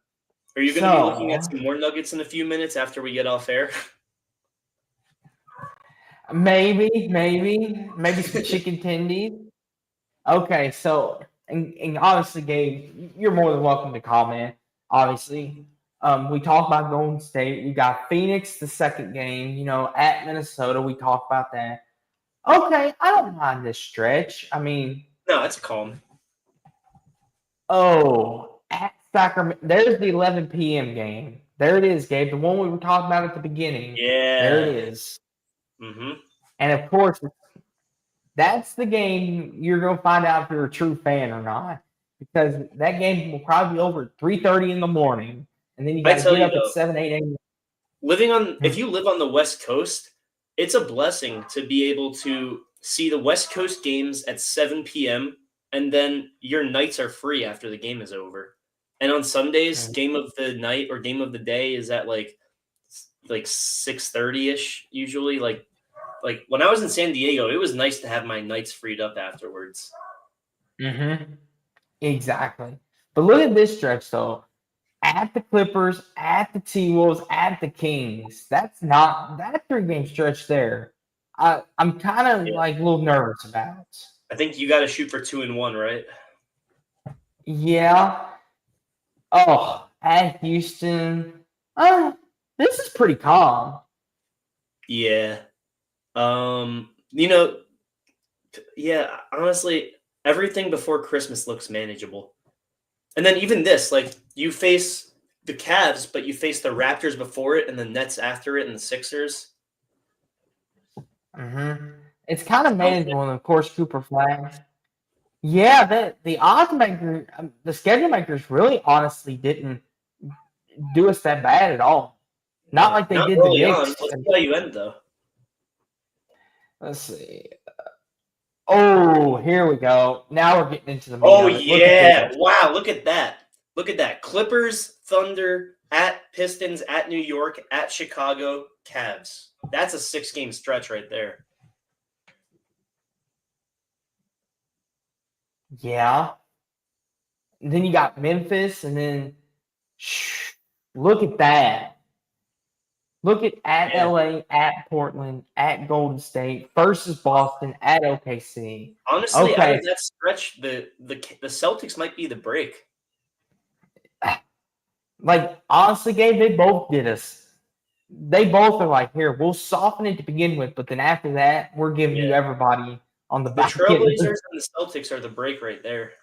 Look at this. Look at this game. You can't Lakers, tell me Knicks, whoa. Lakers, Knicks, Thunder, Rockets, Spurs, Lakers?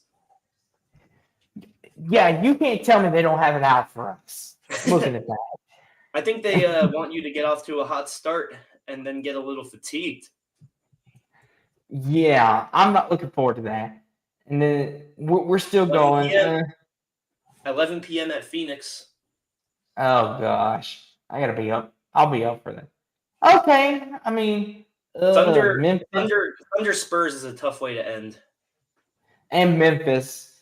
Yeah, you can't overlook that. When I think of Memphis, I think of them not going for it this year. Looking at this schedule, Gabe, how many wins do you think we'll get? 53? I think 56. 56. Okay. I mean, the West is tough, but you guys have a very solid first half. If the first half isn't something like 41 and 18-ish or something like that, because All-Star isn't actually for half. It's a little more like 2/3. 41 and 18-ish, I think, is what you have to shoot for. Because the West is going to be tough. If you're not a top 3 seed this year in the West, I don't think you make it to the finals.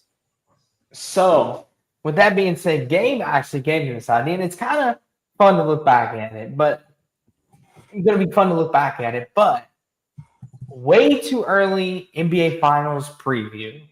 Who do we think are going to be in the finals? We won't predict a winner. We'll just predict the teams. And you guys are going to think that this is rigged because I am a guest as a Knicks fan and the dear host is a Nuggets fan. Hear me out. The Thunder, yes, they're destined to be the favorites this year, favorites next year, no matter who wins this year, so on and so forth.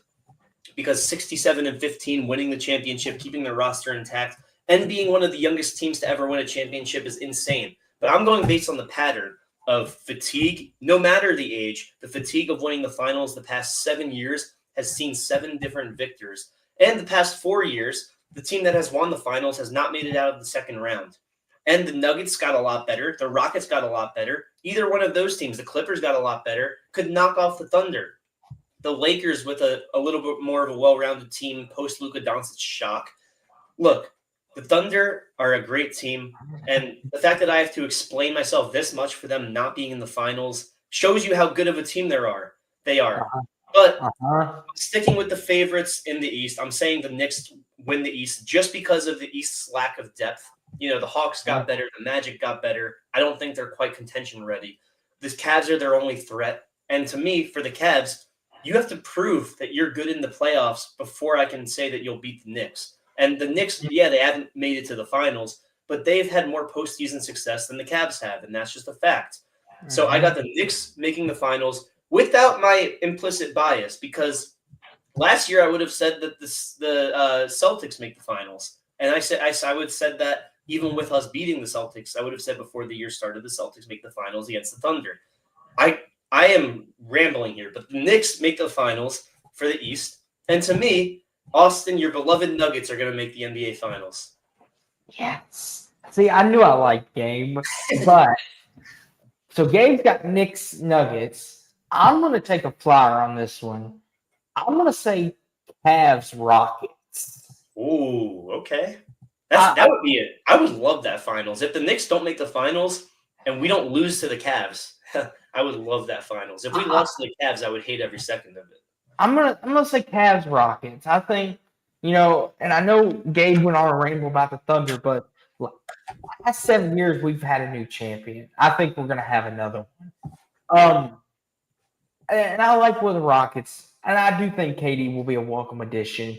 I don't think he's gonna mess this up. This is the first time that Kevin Durant's been on a likable team since the Thunder. And I think Cleveland, this is their year to break through. But you all let us know what you all think. If we're nuts or if we're right about where you think we'd be. But like right now, Gabe, how confident are you? If you were to give me a percentage of your finals pick. My finals pick, I want to say it's like technically speaking, it's probably only like a 5 or 10% chance of happening. My belief is that it's like each team has like a 40 or like a 30 to 40% chance. I would say I'm 65% confident that mine will come true, because I do think the Cavs do have the roster to do it. I know they lost a couple pieces. Ty Jerome's sneaky loss, but he is, yeah. I do think their roster is still good, and I think Houston. I think, like you said, you know what? They need to start DeAndre Hunter. I don't know why they don't start him. I don't know either, Gabe, but it's interesting. Now, let me ask you this, Gabe. We made our way too early finals prediction, so I'm going to ask you, give me your way too early playoff lock, and give me your way too playoff early newcomer. Okay. Playoff lock for each conference. Well, I'm not going to be boring and say the Thunder. So when you say playoff lock, what are you implying with that? Because playoff lock means a team that you guarantee will be there. All right, I'm not going to be boring. Guarantee will be there. The Clippers. They're way too stacked now. They got Chris Paul. They got they traded Norman Powell, but they somehow still probably got better adding Bradley Beal. Kawhi Leonard, for the first time ever, it feels like, at least since his first year on the Clippers, is going to be healthy going into the year with no concerns. James Harden got a year older, sure, but he was an all-star last year for the first time in like 3 years. Zubac, most improved player finalist. They're going to make the playoffs, guaranteed. Okay. For me, my playoff lock for the West is I'm going to try not to be boring either, since this was my idea. I'm going to say my playoff lock is kind of an interesting one. I'm going to say playoff lock is Sacramento. Whoa. Okay, buddy. That is not boring at all. Go on. I think Sacramento. Listen, I know change it. Dallas. All right. Couldn't handle the heat. Huh? Couldn't handle the heat. No, I couldn't. Cool me off. My playoff lock is Dallas. I think they're too good. Thinking about it, I went a little too spicy. That might have been a little too much. I was cooking too much in the kitchen. Bro was cooking sushi. Yes. Dallas is my lock because if Anthony Davis can stay healthy and Klay Thompson can return to form with a young group of Lively, Gafford, and of course the phenom and Cooper Flag, to me, this roster screams playoffs. This roster screams championship material if they can all stay healthy. So they are my lock. I guarantee you Dallas will be in the playoffs this year. So now, is Cooper Flag the number 2 scorer, or is he number 3? Because Kyrie's not going to be back until at least February. Yes. And we have to factor in Kyrie too. They've got too good a roster to miss the playoffs if they're healthy. I think he'll be number 3 because I think you go Kyrie, AD, and then a combination of either Klay or Cooper, you can flip them. Yeah. Now, as far as newcomer goes, I'll start this. Newcomer. That's Phoenix. Tough for the West. I say Phoenix. They weren't in the playoffs last year. Man. Phoenix will be my newcomer. I know they've been to the playoffs and everything, but when I talk newcomer, a team that wasn't there last year, a team that wasn't there, they can have been there, but they weren't there last year. Phoenix would be that for me. Phoenix would be my newcomer. I still think I like what they've done with their roster. I think they freed up some cap space, and I think they still have a playoff roster, even if it is through the play. They would be my newcomer out west. You could have said Dallas too. That is true, but for the lock, but they would be a newcomer. Mm-hmm. All right, I'm gonna go with. This is probably the easiest one for me. The Spurs. I was thinking like between them and the Mavericks. To me, the Spurs have a more guaranteed roster. Because Wemby's blood clot was proven to be an isolated incident. Thankfully, knock on wood that nothing ever happens at that again. Fox should come back early enough, like hopefully by Christmas. And they have enough of a roster to hold it down until then. We saw what Wemby did without a number 2 option last year. They were 500, and then they add De'Aaron Fox. And you think they're going to make the playoffs, but then 2 unfortunate injuries back-to-back occur. They lose Chris Paul. They get Dylan Harper. It feels like that should be an even trade considering Chris Paul's age. And a lot of teams got better, but I feel like it was the top-heavy teams that got better. It was the Thunder. It was the Nuggets. It was the Clippers. It was the Lakers. It was the Rockets. Those 5 teams all got better. But the Spurs got better by remaining the same. Now, that's for the West. So for the West, Gabe's playoff lock is Clippers. There you go. Thank you. And his newcomer, San Antonio. For me, my lock is Dallas. My newcomer is Phoenix. Now, out east, let's go out east. I'll start the east, and we'll start with the newcomer out east. Okay. We'll flip it. Newcomer out east, give me Atlanta. Yeah. I think the Hawks will be a newcomer. I think they'll make the playoffs again. I mean, adding Porzingis, Risha Shar, Trae Young, Jalen Johnson, they've got a nice little roster, and I think Atlanta's trying to build something around Trae Young because they seriously want to keep him happy and want to keep him in Atlanta as long as possible. And he, like Damian Lillard, wants to be there. He loves it there. So Atlanta for me would be the newcomer. What about you, Gabe? Who's your newcomer? They feel like the safest newcomer because of all their additions in the offseason.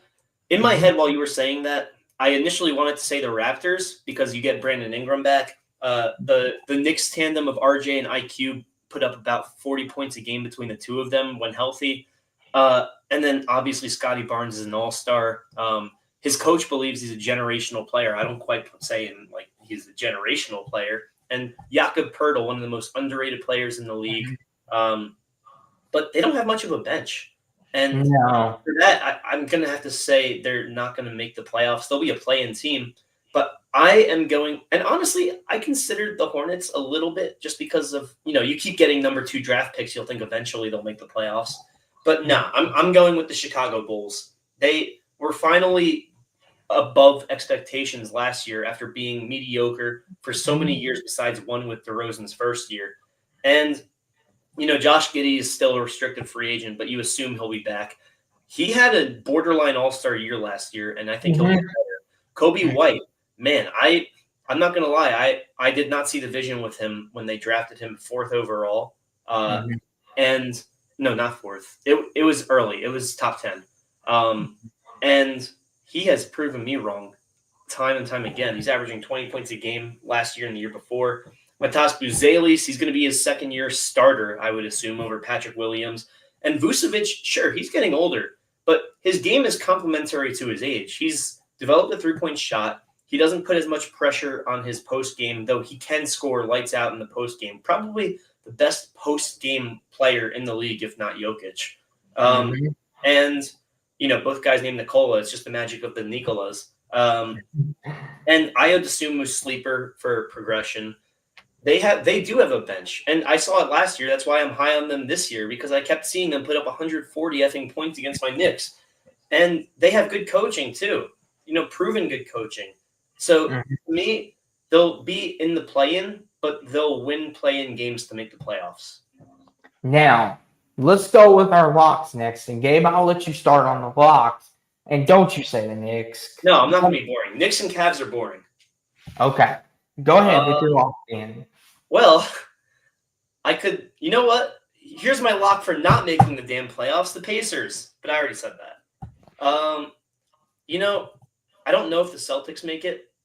Like, I genuinely don't. My lock to make the playoffs is, I'm between a couple here. Because you said the Pistons. I don't think I can do that. I think I'm going to go with I'm leaning towards the Miami Heat. Because, really? Yeah. Wow. They lost Duncan Robinson, sure, but they got Norman Powell. That's a big upgrade of a one. I understand that, Gabe, but you thought Tyler about Hero, Bam Adebayo. That's a very formidable pick and roll duo. Tyler Hero was an all-star last year. Bam Adebayo is an all-star damn near every year. They still have Eric Spoelstra, one of the best coaches in the league. So the GM matters, but it doesn't matter when you look at the roster playing the games. Wiggins, yeah, he's not quite the player he was when he won a championship, not the player he was on the Timberwolves, but that's a hell of a team. Kel'el Ware getting a year better. If you run Bam at the 4, Kel'el Ware at the 5, that's a mini Twin Towers right there.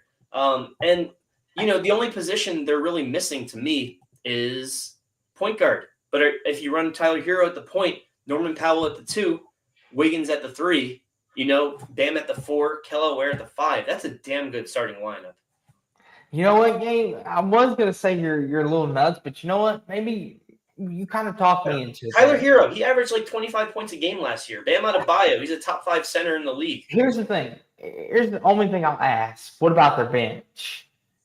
Yeah, their bench is a little dicey. I'm not gonna lie, but they still have Jaquez. They have alleged gambler Terry Rozier. As long as he doesn't gamble, he's a good piece, at least given an off season to deal with that.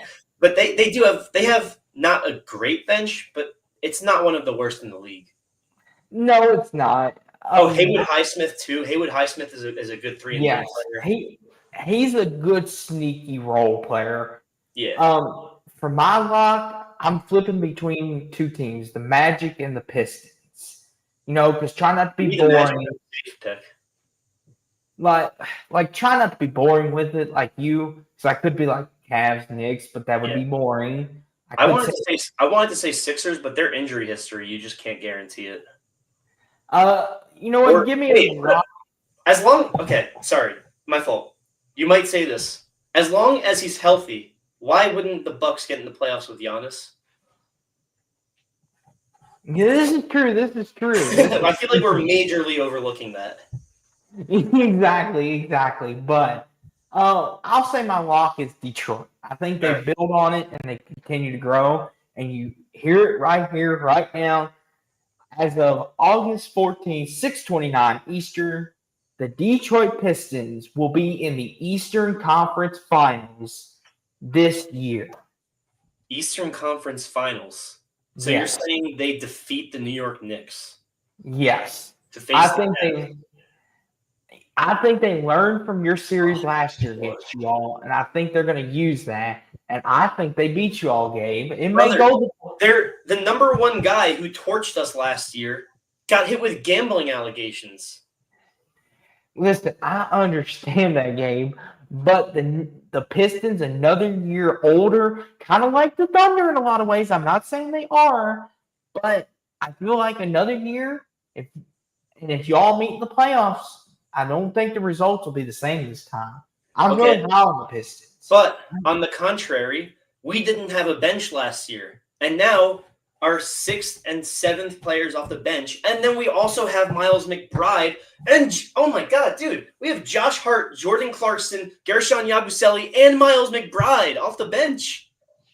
Listen, this is all great. That's 4 starters. That's 4 possible starters. Listen, Gabe, this is all great conversation. And we could sit here and have a chat with this all day. Like, this is what's fun about this. Like, people say, oh, the NBA schedule release isn't fun. There's nothing really to talk about.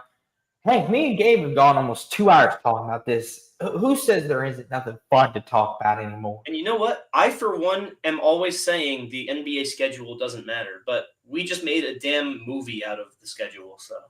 Yeah. But with that being said, though, we're both getting kind of hungry, and it's time to get us something to eat. But before we do that, though,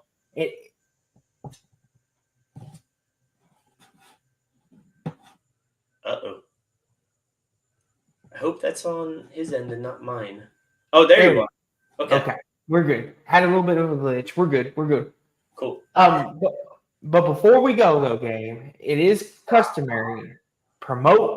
We promote our guests around here. Oh, yeah. Gabe, let the people know what you're up to, what you're doing, about that new cookbook you're going to be bringing out on the best recipes of New Jersey, all that good stuff. Let the people know where they can find you if they want to be a part of your life, so to speak, Gabe. Yes, sir. So, if you're here, you follow basketball. I said it earlier. I say it again. Follow NBA Rumors and News. No underscores, nothing fancy, just as it sounds. NBA Rumors and News on Instagram. Follow my TikTok at Gabe Pickup because I haven't posted in a while, but I post basketball content all the time. I'll be posting every day during the NBA season. Gabe Pickup on TikTok. Pickup Gabriel on X. I post basketball takes and sports takes. And my Instagram is Gabriel Pickup. And also, if you like college football, Rutgers VOCFB. I talk college football, specifically the Rutgers side of it, with my co-host Adam Lamparello on YouTube. And we have Rutgers VOCFB on Instagram, X, TikTok. And there's also a national channel for if you're not a Rutgers fan, because odds are most of you aren't, it's VVOCFB. Exactly how it sounds. The THE VOCFB on Instagram, X, TikTok, Facebook, whatever it may be. That's a lot of damn socials. But if you're here for basketball, NBA Rumors and News on Instagram. Mm-hmm. And I will also, once this uploads, it does its thing, I will put all the links in for Gabe as well and make sure he gets properly promoted. I appreciate it, brother. I will do that for you, though. But, Gabe, this was fun. Yeah. I enjoyed it, and we'll have to do this again sometime. Maybe we'll have a halfway check-in point come the NBA season. Maybe a little bit after the All-Star break. Maybe me and Gabe will come back and and we'll look back at this and say, what in the world are we thinking? What's wrong? I can't wait to bash the All-Star game again this year. Oh, gosh. Or who knows? Maybe the Knicks will be in 13th place out east by that point. Let's hope that my fruition is a little more likely. And then if there's a Knicks-Nuggets finals, oh, man. I'm telling you, you better have me on this show every damn day before the game and after the game because that could get toxic. Yeah. But with that being said, no, if that does happen, I'll be happy for the Knicks if they win for Gabe's sake. I'll be angry at first. I'll be like it's like that friend. Like you're happy to see them have success, but then you're just like, yeah. But that's how I was. That's how I was when the Phillies made the World Series in 2022. I hate the Phillies. I hate everything about them. But I live in Philly, so I had to be happy for my friends because as a sports fan, no matter what, every team deteriorates your mental health in one way or another. Yeah, so it's just like one of them. You're exuberant for them, but on the other end, you're just like, why? I'd rather lose to the Nuggets than the Pacers, the Celtics, the Cavs, the Hawks. Oh gosh, if you lose to Atlanta, oh gosh, Trae Young could be dropping an album on you. They're a competent team again, so you never know. And he gonna be doing the shh in the garden again on you. God. Let's get this cold ass back to Atlanta. I'll see you in the A. I'll see you in the A. Yeah, all right.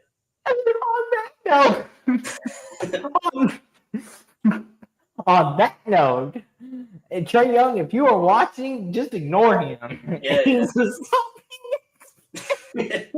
Yeah, Trae Young's definitely watching. But if Trae Young is watching, it is friendly sports banter. I do not hate you as a person. I simply chant anti-love for your name when it comes to basketball. We're going back to the A, and Gabe's like, the A. Oh, no. I could never do that. There's too many dangerous people in Atlanta. But with all that being said, though, thank you for being here as always. Gabe, it was fun talking NBA basketball with you, especially, October will be here before you know it. If you're a college football NFL fan, we're 2 weeks away from college football. September's not that far. I got the jet color hat, my hair, messing my hair up. Yeah, your hair is New Orleans Saints. Yeah. But basketball will be back before you know it, and hopefully the Knicks and Nuggets do play in the finals. That would be nice. That'd be awesome, yeah. But with that being said, though, we thank you all for being here, and we're going to get something to eat because we're hungry. This made us hungry. Thanks, NBA. But with that being said, I will catch you all next time. Like and subscribe. Go Nuggets, everybody. Go Nuggets, go Knicks. Yes. And like, comment, and subscribe to both of our channels, personal and to Rutgers, too. Go show them guys some love as well. But till then, see you all on the flip-flop.